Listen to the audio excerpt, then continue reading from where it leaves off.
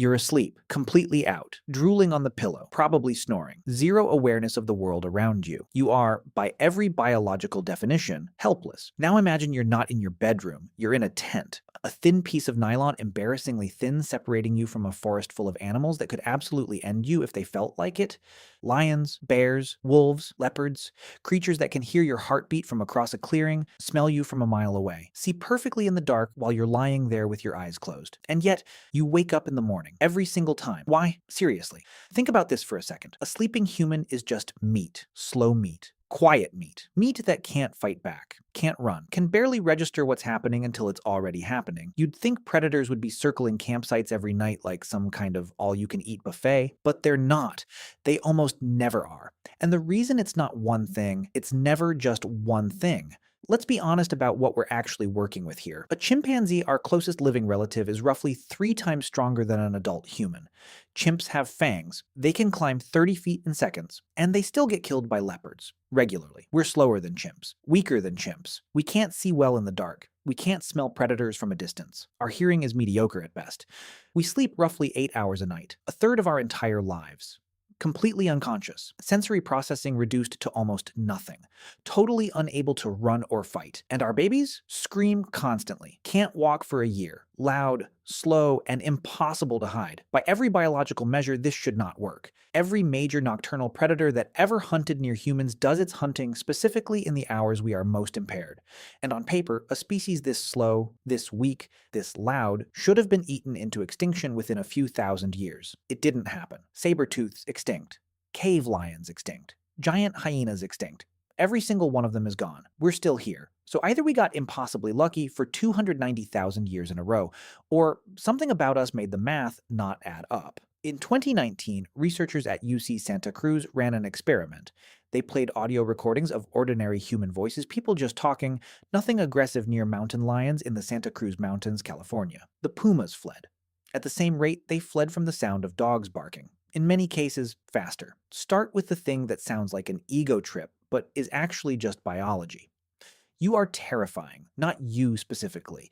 You, right now, watching this, probably fine. Normal. Not particularly scary. But humans, as a species, to predators. Genuinely, deeply evolutionarily frightening. Not in a way that's obvious from looking at us. We don't have claws. We're not fast. On paper, we're kind of a disaster as an animal. And yet that puma, hearing 2 people just talking, didn't pause to investigate. It didn't creep closer to check.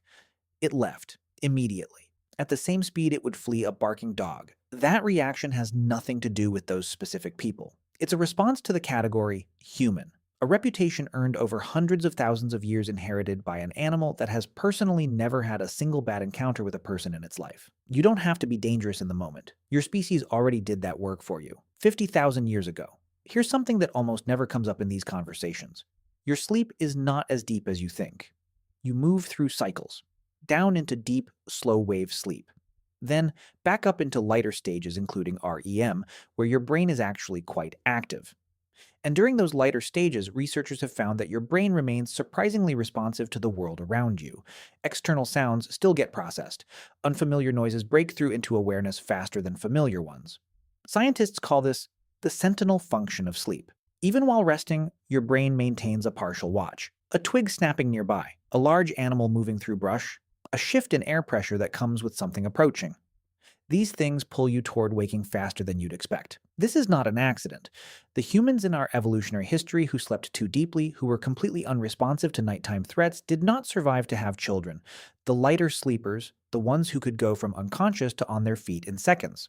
Those were the ones who made it. So while you feel completely helpless when you're unconscious, you're actually running a fairly sophisticated early warning system. Not perfect, not foolproof, but present. Humans are almost never actually alone when they sleep outdoors. We travel in groups, we camp in groups, and those groups respond collectively. Predators across the animal kingdom understand group dynamics at a deep level because their usual prey teaches them to. A wildebeest in the middle of a herd is much safer than one at the edge. A fish in the center of a school is much harder to target than one that's been separated.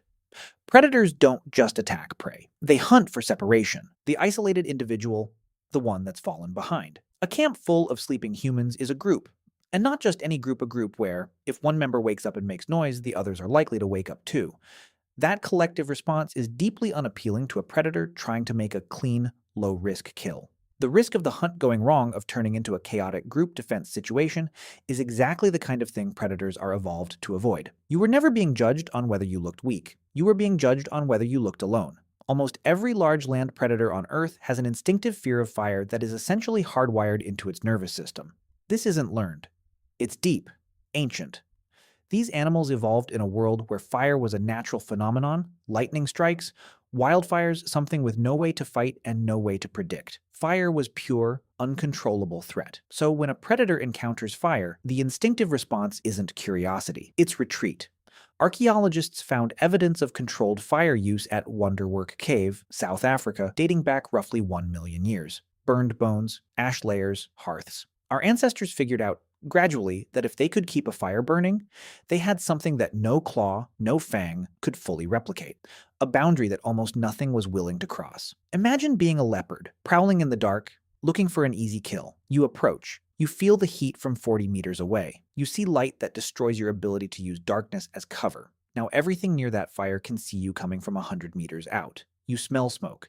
Something in your brainstem starts screaming at you to stop. You don't approach, you don't attack, you turn around. Night, the single most lethal time for early humans, suddenly became survivable. Before fire, we were something the world happened to. After fire, we started happening to the world. Now, let's be honest about something, because this video would be irresponsible if it wasn't. None of this means you're untouchable. The attacks that do happen, and they do happen, follow a consistent pattern. They almost always involve circumstances that have broken the normal rules. A predator that's injured and can't hunt its normal prey. A predator that's starving because its habitat is gone. A predator that's had so much contact with humans it's lost its inherited wariness. This happens disturbingly fast when animals are fed by tourists when they start associating human presence with food instead of danger. The lions of Tsavo, Kenya, are the most famous example. In 1898, 2 male lions killed an estimated 35 to 135 railway workers over about 9 months. The historical records disagree on the exact number, but what's often left out, these were unusual lions. Both were maneless atypical. One had severe dental damage that likely made its normal prey much harder to hunt. The Champawat tiger, responsible for an estimated 436 deaths across India and Nepal in the early 1900s, was later found by hunter Jim Corbett to have been shot in the mouth at some earlier point, shattering 2 of its canine teeth. It could no longer hunt its natural prey effectively. The pattern repeats across almost every documented case. Something broke. The normal calculation changed.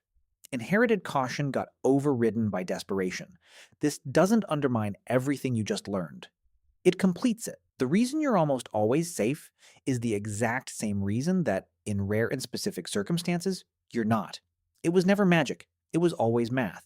And math can change its inputs. You're back in that tent. Same thin nylon wall, same dark forest outside. But now you know what's actually happening while you sleep.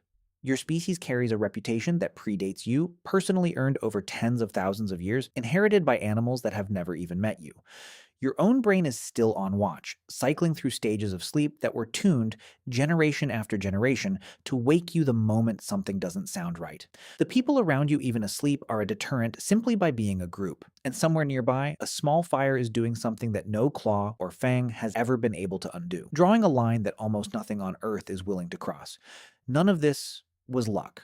It was infrastructure, built across hundreds of thousands of years, running quietly every single night without your permission or your awareness. You think you survive the night because you're lucky. You don't. You survive it because every predator that ever looked at a sleeping human did the math first, and for 290,000 years, the math never worked out in their favor.